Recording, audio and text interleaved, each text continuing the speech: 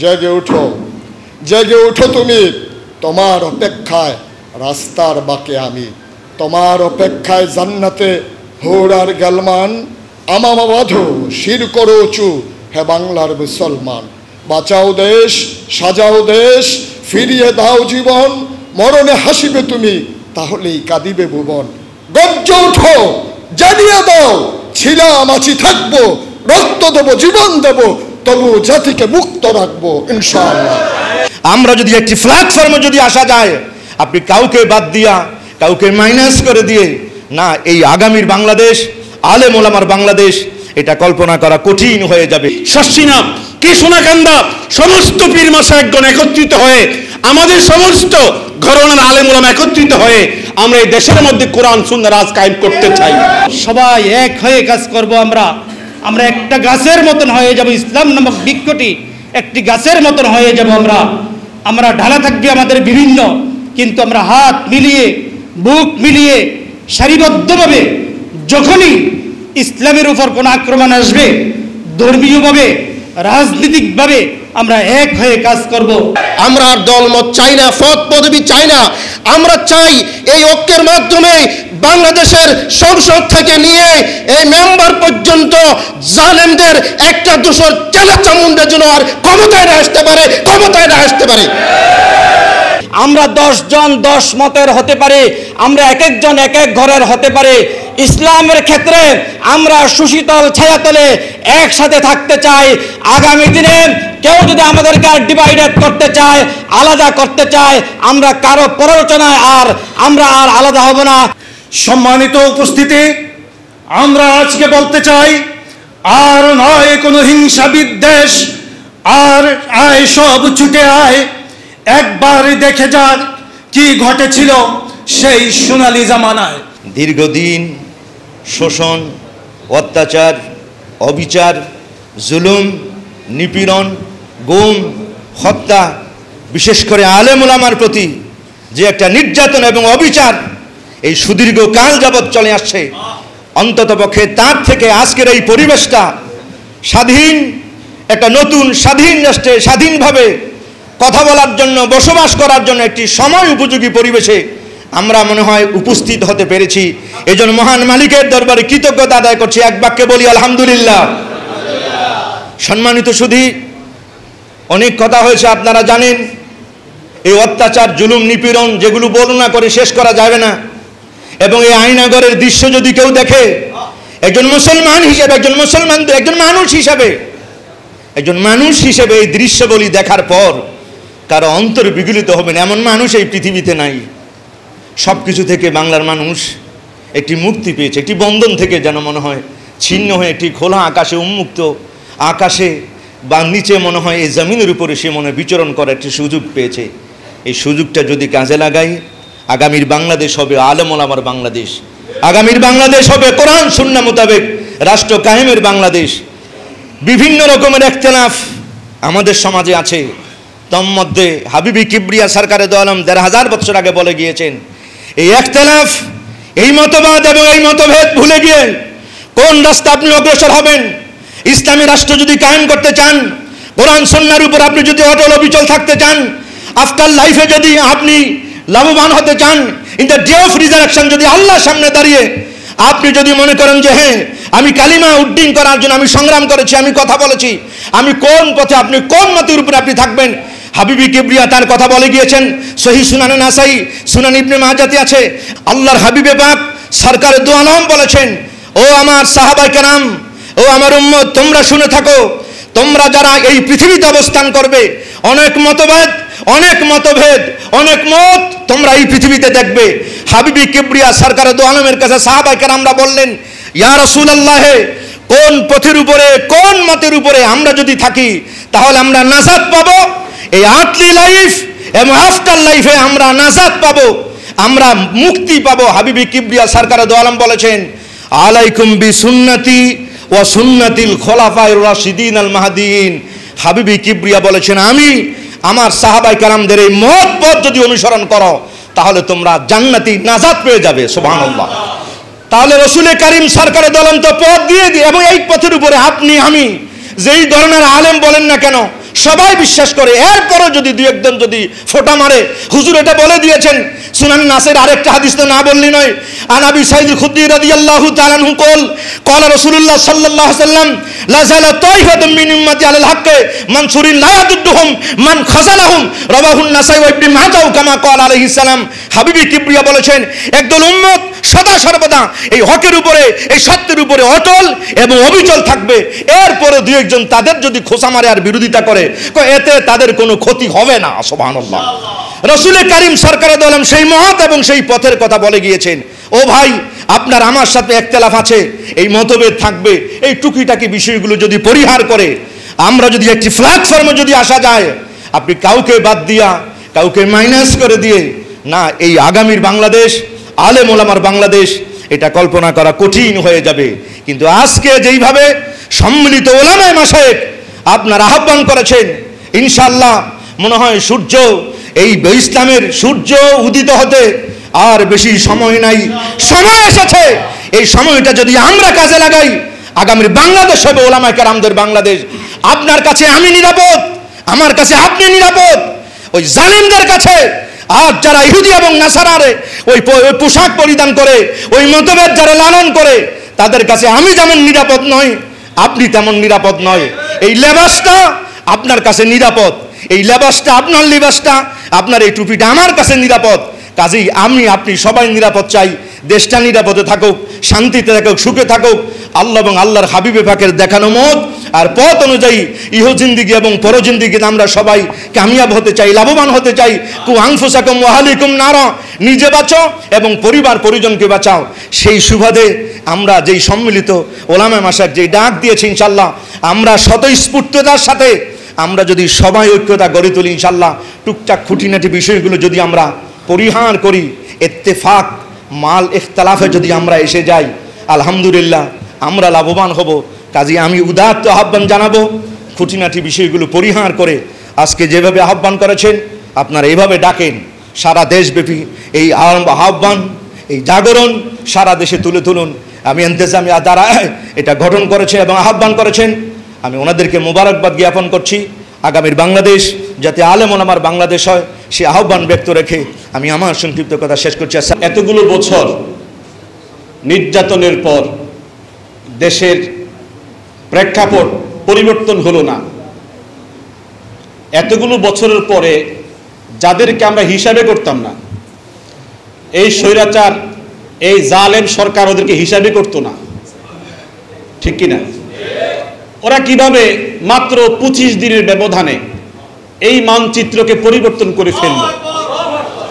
আমি এটা এই কয়েকদিন যাবৎ হিসাব মিলাচ্ছি কিভাবে সম্ভব হলো। আমি সিয়ারু আলামিন নুবালা এই কিতাবের মধ্যে একটা 11 নম্বর খণ্ডের মধ্যে একটা কথা পেয়েছি। আমি মনে করেছি যে এই জাতীয় মানুষ যদি বাংলাদেশে প্রত্যেক জেলায় 200-500 জন হয়ে যায়, এদেশে কোরআন সুন্নাহ রাজ কায়েম করা সম্ভব হবে। সিয়ারু আলামিন নুবালার মধ্যে পেয়েছি আব্দুল্লাহ ইবনুল মুবারক যুদ্ধের মাঠে, তিনি যোদ্ধা, মুসলমানদের যিনি সবচেয়ে সাহসী যোদ্ধা, সামনে গেলেন যুদ্ধের মাঠে কাফেরদের সামনে। 5 মিনিট যুদ্ধের পরে উনি কি হয়ে গেলেন? শহীদ হয়ে গেলেন। এত বড় সাহসী যোদ্ধা শহীদ হয়ে যাওয়ার পরে মুসলমানদের শিবিরে এই গুঞ্জরণ শুরু হয়েছে, আমাদের দেশে এমন কোনো ব্যক্তি নাই যে এখন দ্বিতীয়বার গিয়ে কাফেরদের সামনে গিয়া লড়াই করবে, এমন কোনো ব্যক্তি আর নাই। তখন যিনি সেনাপ্রধান ছিল উনি বলেছেন যে তাহলে আমরা পরামর্শ বৈঠক করি, মাশওয়ারা করি, আমরা তাহলে আত্মসমর্পণ করে ফেলি। তখন হযরত আব্দুল্লাহ ইবনুল মুবারক বলেছেন, আমি তো একজন আছি, আমাকে আপনারা হিসাব করেন না, কিন্তু আমি তো একজন আছি।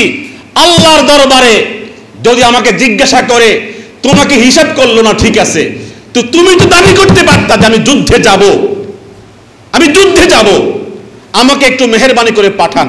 আমি এত সাহসী না, আমি এত বড় প্রশিক্ষণ প্রাপ্ত যোদ্ধা না, কিন্তু আমার দিল আছে, আমার হৃদয় আছে, আমাকে পাঠান। সবাই বলছে আপনি এত বড় মুহাদ্দিস, আব্দুল্লাহ ইবনুল মুবারক কি পৃথিবীতে আছে? এত বড় মুহাদ্দিস কি পৃথিবীতে আছে? সবাই বলল আপনি শহীদ হয়ে গেলে তো আমাদের ইলমে হাদিসের ভুবনে বিশাল সূর্য ডুবে যাবে। কথা কোন ঠিক কিনা? তখন তিনি অনেক অনুনয় বিনয় করে চলে গেলেন যুদ্ধে।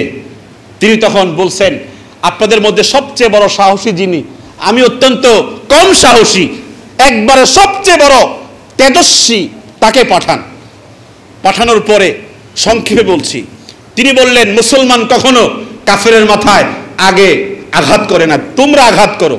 আঘাত করছে, প্রতিহত করছে, তরবারের ঢাল ভেঙে গেছে কাফেরের।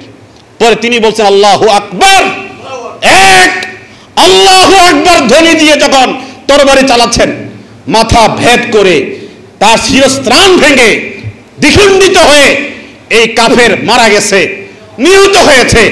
এই আওয়াজ যখন ভিতরে গেছে কাফেরদের শিবিরে, এই আওয়াজ উঠেছে, সামনে যে বুড়া এই আলেম যে আসছে তাকে পরাস্ত করার ক্ষমতা আমাদের নাই।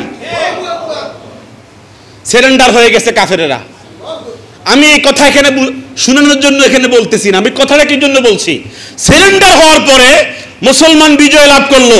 বিজয় লাভ করার পরে মুসলমানদের যারা পাতি নেতা, যারা উশৃঙ্খল, যারা শৃঙ্খলা বোঝে না, যারা সামান্যতে অনেক কিছু মনে করে, এরা কি করলো, যে আজকে আমাদের বিজয় হয়েছে আব্দুল্লাহ ইবনুল মুবারকের উসিলাতে, তাকে ধন্যবাদ, তাকে স্বাগত, এরকম যখন স্লোগান দিচ্ছিল, তখন তিনি সিয়ারু আলামিন নুবালার মধ্যে লেখা আছে, তিনি তখন জমিনের মধ্যে হামাগুড়ি খাচ্ছে আর চিৎকার করে কাঁদছে আর বলছে আমার সমস্ত অর্জন শেষ হয়ে গেছে, সব অর্জন শেষ হয়ে গেছে।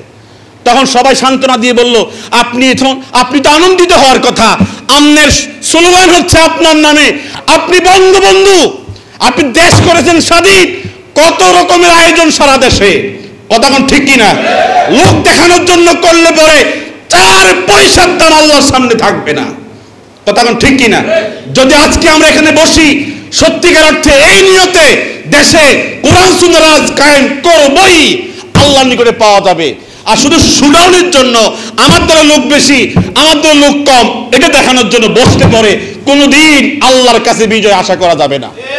কথা কোন ঠিক কিনা? তখন তিনি মাটিতে হামাগুড়ি খাচ্ছেন, আর হামাগুড়ি খাওয়ার পরে তাকে যখন বলা হলো আপনি কি জন্য হামাগুড়ি খাচ্ছেন, তখন তিনি বলেছেন লাউ কানাল জিবালু বাইনি ওয়া বাইনাকুম ক্বাবলা আন আসমা কালামাকুম লাকানাত খায়রাল লি, তোমাদের মাঝে আর আমার মাঝে যদি এটা পাহাড় হয়ে যেত, তোমাদের কথা আমার কানে না আসতো, তোমরা আমাকে স্বাগতম জানাচ্ছ, যদি আমার অন্তরের মধ্যে আসে, দেখছুনি আজকে আমার কি প্রশংসা হচ্ছে, কি আলোচনা হচ্ছে, আমার কারণে আজকে ওদের জয় হয়েছে, এই জায়গার ভিতরে আমার মধ্যে একটা আমিত্ব ভাব চলে আসবে, আমার সমস্ত অর্জন তো মাটি হয়ে যাবে। কথা ঠিক কিনা?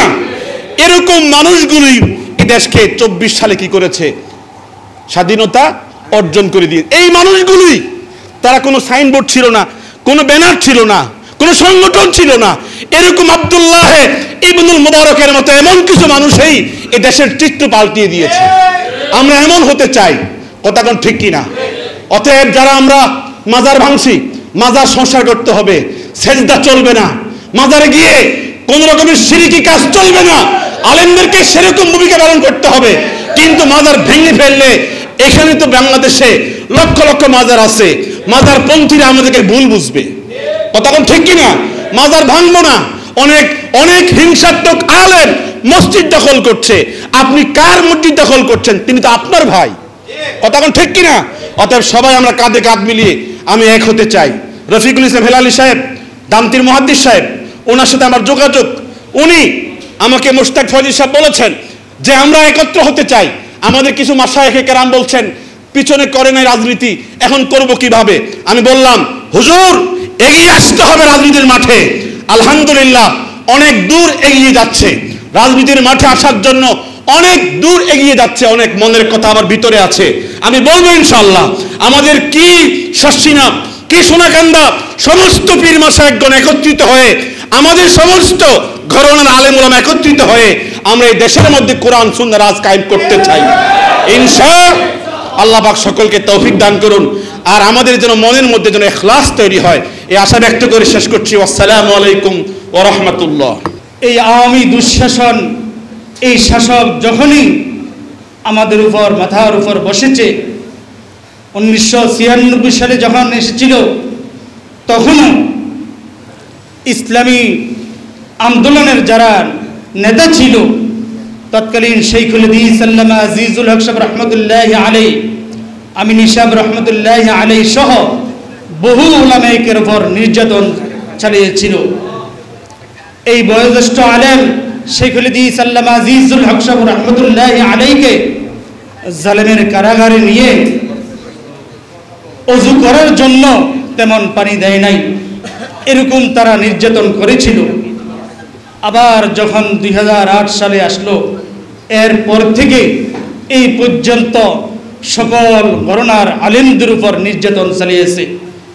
জামাতে ইসলামের উপর নির্যাতন চালাইছে। জামাতে ইসলাম করে এজন্য না, আমরা খেলাফত মজলিস করি, খেলাফত মজলিসের উপর নির্যাতন চালাইছে এমন না। জমিয়তুল উলামা ইসলাম বা ইসলামী আন্দোলন বা বাংলাদেশ খেলাফত মজলিস যারাই রয়েছে তাদের নামের উপরে কোনো তাদের উপর অত্যাচার করা হয় নাই। একমাত্র যারা ইসলামের কথা বলবে রাজপথে বলিষ্ঠ কণ্ঠে, তাদের উপরে আওয়ামী সরকার নির্যাতন চালিয়েছিল। আল্লামা দেলোয়ার হোসেন সাঈদীর উপরে যেই অত্যাচার চালাইছে জামাতে ইসলাম করে এই জন্য না। যেদিন আল্লামা সাঈদী সাহেব রহমতুল্লাহি আলাইহি গ্রেপ্তার হলেন, আমি বিশ্ব রোডের রাজপথে ছিলাম। তখনই আমার বক্তব্য ছিল, যারা সামনে ছিল, শেখুল হাদিস সাহেব রহমতুল্লাহি আলাইহি মওদুদী সাহেব রহমতুল্লাহি আলাইহি সংগঠন করে এই জন্য গ্রেপ্তার হয় নাই, ইসলামের কথা বলে এই জন্য তাকে গ্রেপ্তার করা হয়েছে। মামুনুল হক সাহেব মাদ্দাজিল্লুহুল আলী বারাকাল্লাহু ফি হায়াতি, তিনার উপর যে নির্যাতন হয়েছে বাংলাদেশ খেলাফত মজলিস করে এই জন্য না, কোরআনের কথা যারাই বলবে তাদের উপরে নির্যাতন আসবে। এই জন্য আমার বক্তব্য হলো, সবাই এক হয়ে কাজ করব। আমরা একটা গাছের মতন হয়ে যাব, ইসলাম নামক বৃক্ষটি একটি গাছের মতন হয়ে যাব। আমরা ঢালা থাকবে আমাদের বিভিন্ন, কিন্তু আমরা হাত মিলিয়ে বুক মিলিয়ে সারিবদ্ধভাবে যখনই ইসলামের উপর কোনো আক্রমণ আসবে, ধর্মীয়ভাবে রাজনৈতিকভাবে আমরা এক হয়ে কাজ করব, এই আশা ব্যক্ত করে আমার সংক্ষিপ্ত আলোচনা শেষ করছি। আসসালামু আলাইকুম ওয়া রাহমাতুল্লাহ। সম্মানিত উপস্থিতি, ঐক্য আল্লাহ প্রদত্ত বড় নিয়ামত, ঐক্য আল্লাহর রহমত। অনৈক্য, বিচ্ছিন্নতা আল্লাহ পাকের বড় গজব। আমাদের প্রাণপ্রিয় নেতা আল্লামা মামুনুল হক সাহেব যে স্বপ্ন লালন করছেন এই বাংলাদেশকে এগিয়ে নিয়ে যাওয়ার জন্য, তিনি একটি শীষে ডালা প্রাচীরের ন্যায় ঐক্যের স্বপ্ন তিনি লালন করছেন। আজকের এই কুমিল্লার ওলামায়ে কেরামের উপস্থিতিতে আমি বিশ্বাস করি আল্লাহ তাবারক ওয়া তাআলা তিনার এই স্বপ্নকে ইনশাআল্লাহ বাস্তবায়ন করবেন। তবে ঐক্যকে ধরে রাখতে হবে। আজকে আমরা যে এখানে বসলাম, ওলামায়ে কেরাম দলমত নির্বিশেষে এক হয়ে একত্রিত হতে পারলাম, এটা কীভাবে পারলাম? সেই নিয়ামতটা আমাদেরকে স্মরণ করতে হবে। যদি নিয়ামতের শুকরিয়া আমরা আদায় না করি, অতীতে আমরা 2008 থেকে 2024 পর্যন্ত 16 বছর দলমত নির্বিশেষে, ধর্ম বর্ণ নির্বিশেষে আমরা মাজলুম হয়েছি। যদি এই নিয়ামতকে হাতছাড়া করে দেই, এখন 16 বছর সামনের দিকে হয়তো অর্ধ শতাব্দী আমাদেরকে আরও নির্যাতন ভোগ করতে হবে। কিভাবে পেলাম এই নিয়ামত? এই নিয়ামত পাওয়ার পিছনে রাজনৈতিক নেতৃবৃন্দ, যারা ইসলামী নেতৃবৃন্দ জেল, জুলুম, শাহাদত বরণ করেছেন, নির্যাতন স্বীকার করেছেন, আল্লামা সাঈদী সাহেব সহ, মাওলানা মতিউর রহমান নিজামী সাহেব সহ হেফাজতের নেতৃবৃন্দ, সর্বশেষ বৈষম্য বিরোধী ছাত্র আন্দোলনের মাধ্যমে যারা শাহাদতের রক্ত দিয়েছেন, যারা শহীদ হয়েছেন, আমাদেরকে মনে রাখতে হবে আল্লাহ তাআলা শহীদ হওয়ার জন্য সকলকে কবুল করেন না। যারা শাহাদতের স্বপ্ন দিলে লালন করে, যারা দোয়া করে আল্লাহুম্মা রযুকনা শাহাদাতান ফি সাবিলিক, আল্লাহ তোমার রাস্তায় আমি শহীদ হতে চাই, যাদের দিল এবং জবান এক হয়ে দোয়া করে আল্লাহ পাক তাকে ইসলামের সৈনিক হিসেবে, শহীদ হিসেবে কবুল করেন। আর আমরা যারা শুধু মুখরোচক বক্তব্য দেই, মুখে শাহাদতের কথা বলি, আল্লাহ আমাদেরকে কবুল করেন না। এক সাগর রক্তের বিনিময়ে, ছাত্র ছাত্রীদের শাহাদতের রক্তের বিনিময়ে 32 জন নিষ্পাপ শিশু সন্তানের শাহাদতের রক্তের বিনিময়ে আজকের এই বৈঠক, এটা আমাদেরকে এই নেয়ামত স্বীকার করতে হবে। আমরা তাদের জন্য জান্নাতুল ফেরদাউসের উঁচু মাকাম আল্লাহর কাছে কামনা করছি। সকলে বলি আমিন। যারা হাসপাতালের বেডে কাতরাচ্ছে তাদের সুস্থতা কামনা করছি। এভাবেই আমরা আজকের এই বৈঠকটা পেয়েছি। গেল 16 বৎসর আমরা কেন একসাথে ভেবে বসতে পারলাম না? ইতিহাস থেকে শিক্ষা নেওয়া ফরজ, অতীতকে বলে যাওয়া ফরজ, কিন্তু ইতিহাস থেকে শিক্ষা নেওয়া কি ফরজ। 2001 সাল 1996 থেকে 2001 সাল পর্যন্ত এই স্বৈরাচারী পেশাবাদী সরকার আওয়ামী লীগ দেশ শাসন করেছে। তারা উলামায়ে কেরাম দলমত নির্বিশেষে বিরোধী দলের উপর নির্যাতনের স্টিম রোলার চালিয়েছিল। তখন উলামায়ে কেরাম শাইখুল হাদিস আল্লামা আজিজুল হক সাহেব রহমতুল্লাহ আলাই, মুফতি আমিন সাহেব রহমতুল্লাহ আলাই, মাওলানা মতিউর রহমান নিজামী রহমতুল্লাহ আলাই, আল্লামা সাইদি সাহেব রহমতুল্লাহ আলাই, যিনাকে জীবন্ত শহীদ করে দেওয়া হয়েছে। জাতি সেদিন আল্লাহর দরবারে নির্ভীতে রাত্রি জাগরণ করে কেঁদেছে। শাহাদতের 1 ঘন্টার পরে বাংলাদেশে ভূমিকম্প হয়েছে। সেই ভূমিকম্পের মাধ্যমে আল্লাহ মেসেজ দিয়েছেন, তোমরা নিরাশ হয়ো না, তোমরা নিথর হয়ো না, তোমাদের সাথে আল্লাহর রহমত আছে, থাকবে। আজকের এই দোয়ার ফসলে আজকে আবার আমরা স্বাধীনতা পেয়েছি। সম্মানিত উপস্থিতি, আমরা কেন পেলাম না 16 বৎসর? 2001 সালে আওয়ামী লীগের নির্যাতনের কবলে তাদের নির্যাতন থেকে উদ্ধার হওয়ার জন্য, মুক্তি পাওয়ার জন্য 4 দলীয় ঐক্য জোট গঠন হয়েছে। তখন আমরা ছাত্র, কাসমুল উলুম মাদ্রাসা আমি পড়াশোনা করি। প্রত্যেক দিন ফজরের পরে 4 দলীয় ঐক্য জোটের কর্মসূচি পালনের জন্য হরতাল, মিছিল, মিটিং। সকালবেলা আমরা বের হতাম, মিছিল করতে করতে চমচম বিরোধ হইয়া না খেয়ে সেই শাসন গাছা, আবার সারাদিন রাজপথে। আমাদের নেতৃবৃন্দ মরহুম সাংবাদিক আমিনুল ইসলাম সাহেব রহমতুল্লাহ আলাই, দিন মোহাম্মদ সাহেব হাফিজাহুল্লাহ, 4 দলীয় নেতৃবৃন্দ পোবালি চত্বরে দাঁড়িয়ে সেদিন বক্তব্য দিয়েছিলেন যে আগামী 50 বছর আওয়ামী লীগ ক্ষমতায় আসতে পারবে না।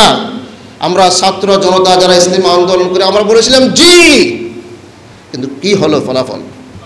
8 বছর পরে লগি বইটা দিয়ে ফিটাইয়া আমাদেরকে আবার ক্ষমতায় চলে আসছে।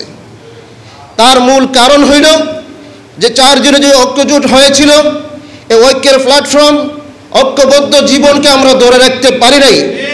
কিসের কারণে? দুনিয়াবি লোভ, লালসা, পদ, সম্পদ, দুর্নীতিতে 4 জনের ঐক্যজোট চ্যাম্পিয়ন হয়েছিল বিশ্বের মধ্যে, যার ফলে এই শহীদের রক্তের সাথে বেঈমানি হয়েছে, এখনও শাহাদত বরণ করছে। আর যেন একটা শহীদের রক্তের সাথে বেঈমানি না হয়, জাতির উলামায়ে কেরামকে সজাগ থাকতে হবে। আমরা আর দলমত চাই না, পদ পদবি চাই না। আমরা চাই এই ঐক্যের মাধ্যমে বাংলাদেশের সংসদ থেকে নিয়ে এই মেম্বার পর্যন্ত জালেমদের একটা দোষর চেলা চামুন্ডা যেন আর ক্ষমতায় না আসতে পারে, ক্ষমতায় না আসতে পারে। আমরা এর দৃষ্টান্ত দেখতে চাই। আমাদের কর্মদার ওলামায়ে কেরাম রাহবাররা আছেন, আমরা এটাই ঐক্যের মাধ্যমে প্রত্যাশা করি। আমরা আর ওয়াজ নসিহত চাই না, নফল সুন্নতের ইখতিলাফ আর চাই না, আকীদার ইখতিলাফ আর আমরা শুনতে চাই না। শুনতে শুনতে আমরা শেষ হয়ে গেছি, বাপ দাদা 14 গোষ্ঠী কবরে চলে গিয়েছে। আবার লগি বইটার ফিডার অপেক্ষা করেন। এখন সামনে লগি বইটার ফিডা হবে না, শুধু সরাসরি ব্রাশ পার করা হবে সামনে, যদি ঐক্য ধরে রাখতে পারেন। এই ধরনের বৈঠক আর আশা করা যাবে না। এই জন্য আল্লাহর কাছে আমরা দোয়া করি, আল্লাহ ফাল্লাহু বাইনা কুলুবিনা, আল্লাহ আমাদের দিলকে এক করে দেন।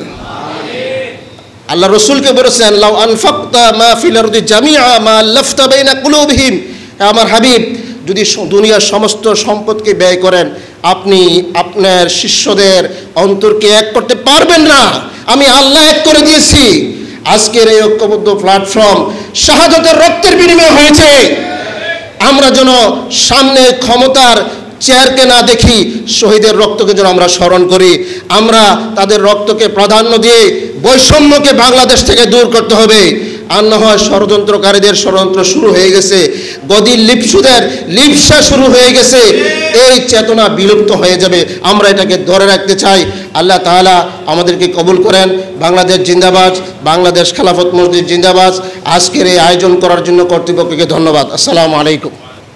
একজন বিজ্ঞ ব্যক্তিকে প্রশ্ন করা হয়েছিল যে লেখনী কলম ধরলে কিভাবে লিখতে হয়, বক্তব্য দিলে কিভাবে বক্তব্য দিতে হয়।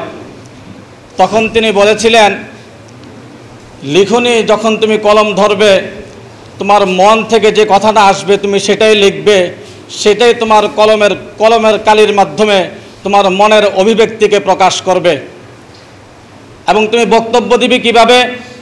বক্তব্য দিবে এভাবে, পরিবেশ পরিস্থিতিকে সামনে নিয়ে তোমার মন থেকে যে কথাটা বেরিয়ে আসবে, অকুত ভয়ে তোমার মন থেকে যে কথাটা বেরিয়ে আসবে, সেটাই তোমার মনের কথা, সেটাই তোমার বক্তব্য। আজকে আমার কথা পরিষ্কার, আজকে আমরা স্বাধীন, আর আমরা পরাধীন নই। আজকে আমরা এক সাগর রক্তের বিনিময়ে দ্বিতীয়বার স্বাধীনতা অর্জন করেছি। এখন বুক ফুলিয়ে কথা বলতে পারি, স্বাধীনতা অর্জন করেছি, একথা আবার বলতে পারি, বাক স্বাধীনতা ফিরে পেয়েছি। এতদিন আমরা বলেছিলাম আমরা স্বাধীন, আমরা স্বাধীন, আমরা স্বাধীন, কিন্তু আমরা বাস্তবে এতদিন পরাধীন ছিলাম। আমি আমার বুক ফুলিয়ে বলতে পারি আজকে আমরা স্বাধীন। কিভাবে আমি বলবো? আমি দেখেছি বিগত দিনে আমি রাজপথে দাঁড়াতে পারি নাই, আমাকে সেই গুন্ডা বাহিনী আমাকে তাড়িয়েছিল, আমাকে রাজপথে দাঁড়াতে দেয় নাই। কিভাবে আমি স্বাধীন আজকে? আমি দেখেছি আমাদের নেতা বাংলাদেশ খেলাফত মজলিসের কেন্দ্রীয় মহাসচিবের মুক্তির দাবি নিয়ে যখন আমরা রাজপথে নেমেছিলাম, তখন আমাদেরকে রাজপথে দাঁড়াতে দেয় নাই।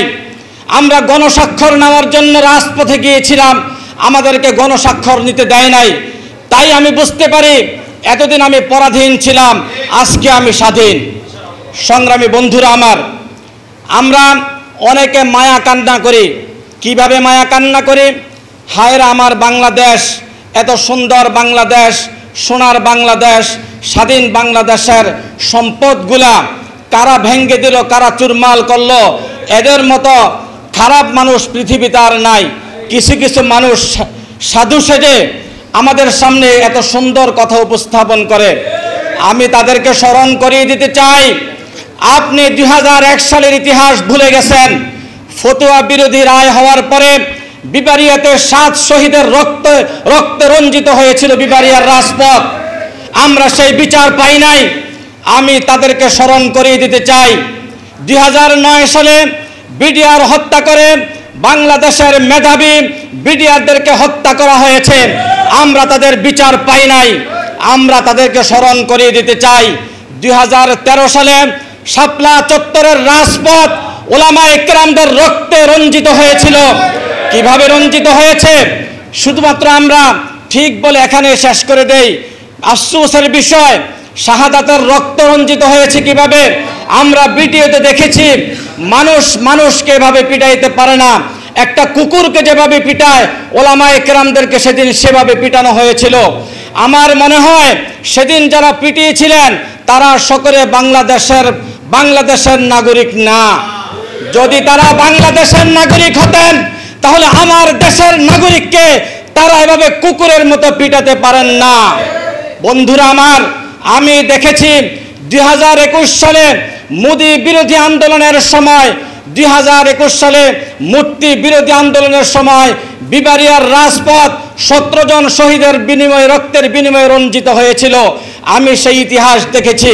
বন্ধুরা আমার, আমরা সেই ইতিহাস দেখেছি যেদিন নাকি আল্লামা দেলোয়ার হোসেন সাইদি রহমতুল্লাহ আলাইহির বিচারের জন্য বিচার কার্যকর হয়েছিল, সেদিন বাংলাদেশের রাজপথ 103 জন শহীদের বিনিময়ে রঞ্জিত হয়েছিল। আমরা সেই বিচার পাই নাই। বন্ধুরা আমার, আন্তর্জাতিক ট্রাইব্যুনালের নামে যুদ্ধ অপরাধীর ট্যাগ লাগিয়ে এদেশের মেধাবী উলামায়ে কেরামদেরকে ফাঁসির কাস্টে ঝুলানো হয়েছে। আমরা সেই বিচার পাই নাই।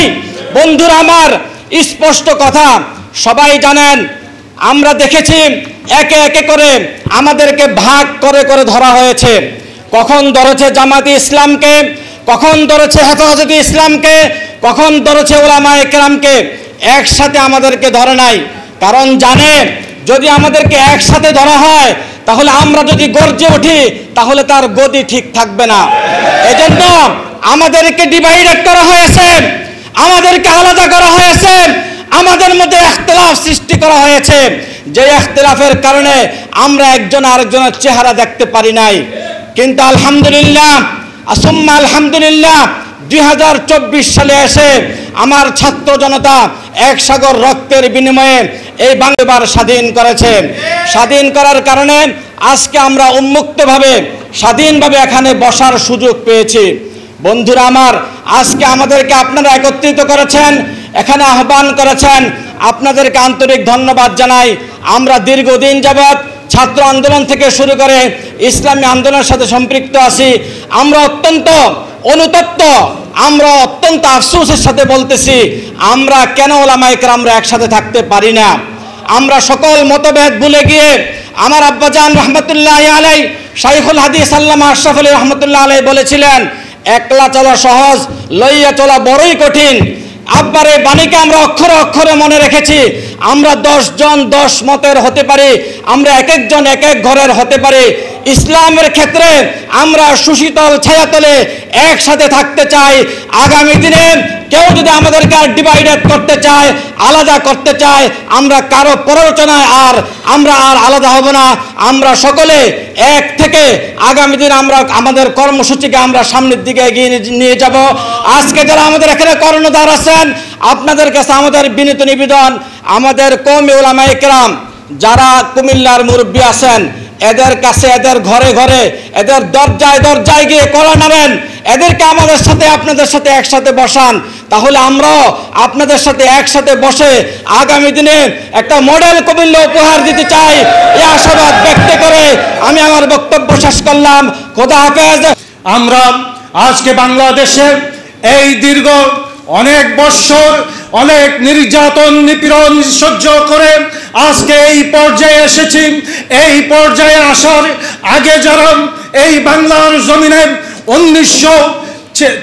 2006 সালে ওই শাপলা চত্বরের সেই নারকীয় লগি বৈঠার তাণ্ডব দিয়ে বাংলাদেশে একটা অশান্ত পরিস্থিতির সৃষ্টি করা হয়েছিল, আর তাদের এই রক্তের বিনিময়ে আমরা ধাপে ধাপে অগ্রসর হয়ে এখানে এসেছি। শুধু এখানেই শেষ নয়, 2009 সালে ওই বিডিআরদেরকে হত্যার মাধ্যমে বাংলাদেশের ইতিহাসকে কলঙ্কিত করেন।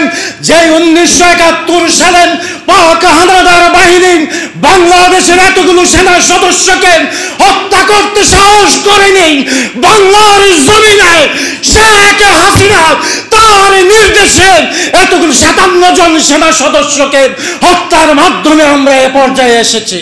সম্মানিত উপস্থিতি, শুধু এখানেই শেষ নয়, 2013 সালে শাপলা চত্বরে হেফাজতে ইসলামের ওই নিরীহ আলেম উলামাদের হত্যার বিনিময়ে আমরা আজকের এই পর্যায়ে এসেছি। সম্মানিত উপস্থিতি, এখানেই শেষ নয়, ওই আজ থেকে 1400 বছর আগে আব্রাহার বাহিনী যেমনি ভাবে কাবাকে ধ্বংস করার জন্য হস্তি বাহিনী নিয়ে এসেছিল, আল্লাহর পক্ষ থেকে যে আবাবিল নাজিল হয়ে তাদেরকে ধ্বংস করে দিয়েছিল, 2024 সালের আবাবিল আমার ছাত্র সমাজ বুকের রক্ত দিয়ে বাংলাদেশে প্রমাণ করেছে যে বাবার একটা নতুন স্বাধীনতার স্বাদ তারা পেয়েছে। আজকে আজকে আমরা বিভিন্ন ঘরানার যে আলেম ওলামারা আছি, আসুন সবাই মিলে ঐক্যবদ্ধ হয়ে একটাই স্লোগান করি, আর কোনো হিংসা বিদ্বেষ নয়, পারস্পরিক আর কোনো হানাহানি নয়।